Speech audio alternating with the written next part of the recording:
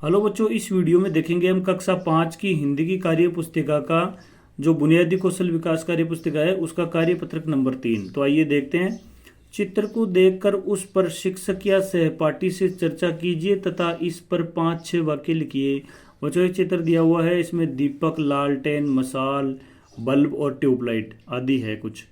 तो इनको देखकर हमें आपस में चर्चा करनी है, अपने सहपाठी से या शिक्षक से चर्चा करनी है और फिर यहाँ वाक्य लिखने हैं। तो देखिए, इस चित्र में प्रकाश के विभिन्न साधन दिखाए गए हैं।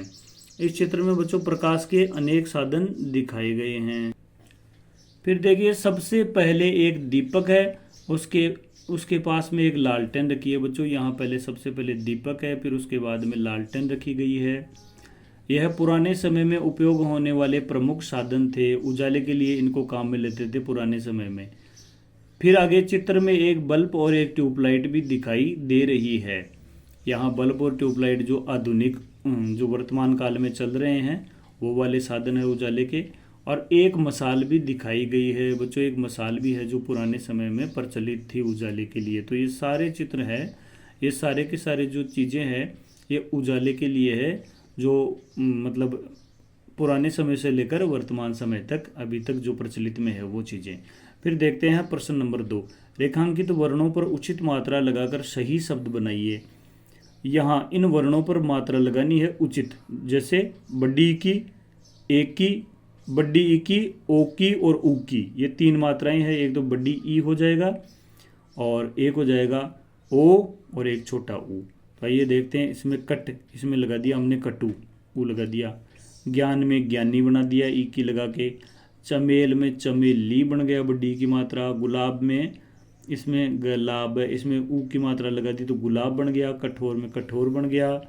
इसमें पुत्री बन गया, इसमें अपन ने ऊ की मात्रा लगा दी। इसमें देखो च के ऊपर बड़ी की मात्रा लगा दी, चील बन गया। पै के ऊपर बड़ी की मात्रा पीपल। इसमें सखे ऊ की लगा दी सूफल।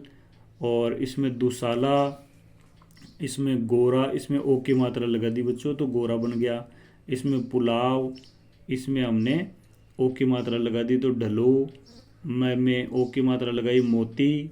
रोटी, इसमें बड़ी की मात्रा लग गई। इस प्रकार आप भर सकते हैं। फिर देखते हैं प्रश्न नंबर 3। दिए गए चित्रों के नाम लिखिए।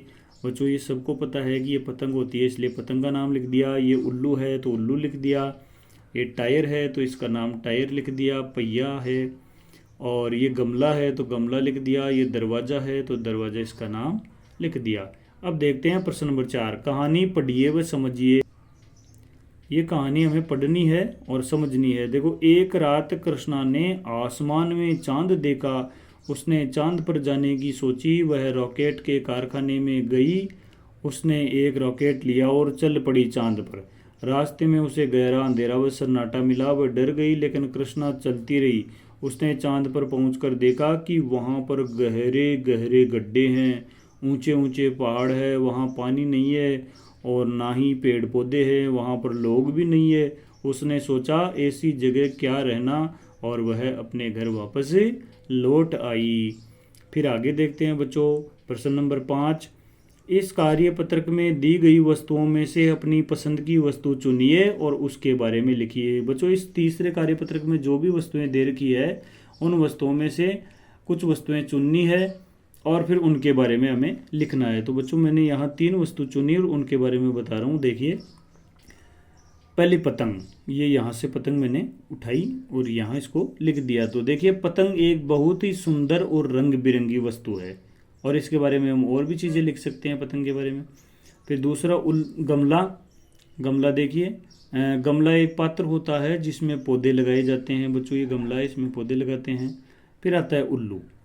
उल्लू एक रात्रिचर पक्षी है। यह दिन में आराम करता है और रात में शिकार करने के लिए निकलता है। इस प्रकार हम इन प्रश्नों को भर सकते हैं आराम से। और अगर आपको अन्य चीज़ें पसंद आई है बच्चों तो इनमें से कुछ भी ले सकते हो आप। और यहाँ ये प्रकाश वाली चीज़ें हैं, इनमें से भी आप कुछ ले सकते हैं और इनको आराम से आप भर सकते हैं। यहाँ पर उनका वर्णन कर सकते हैं। बच्चों, चैनल को सब्सक्राइब जरूर करें और अन्य कार्यपत्रक भरने के लिए चैनल की प्लेलिस्ट में आएँ या वीडियो पर बने रहें।